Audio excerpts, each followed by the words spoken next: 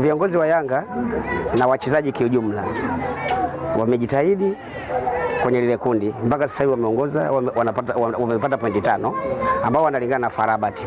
Anayeongoza lile kundi ni Al Ahly ambayo yule ni tunajua ni mkubwa kiafrika. Sasa kama anaongoza, kuongoza kwake yeye sisi hakututishi. Tunaweza tukasema yule mwacha tangulie, lakini sisi tunakuja nyuma. Tutaenda kupambana na nani? Na FAR Rabat. Tunaenda kwake.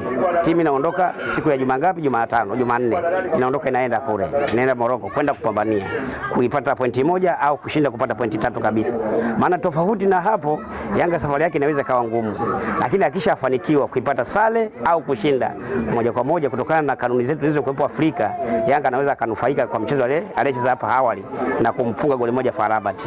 Kwa hiyo maana yake hapo Yanga moja kwa moja anakuwa ametengeneza mazingira mazuri ya kufanya nini, ya kufuzu kwenda hatua ya robo. Haijalishi mechi ya mwisho itakuwaje, kama huyo bwana FAR Rabat atakapoenda kule Egypt kwenda kucheza na Misri.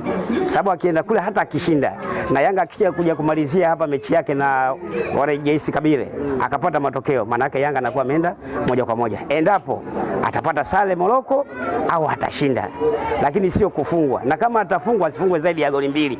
Maana yake anatakiwa afungwe goli 1 ili kanuni baadaye zitaamua. Maana yake hapo akishafungwa hilo goli 1, lakini yeye hakikisha mechi yake ya mwisho hapa anashinda. Hiyo ni kwa upande wa Yanga. Kwa hiyo mazingira yote jinsi yalivyokaa, Yanga bado ana nafasi.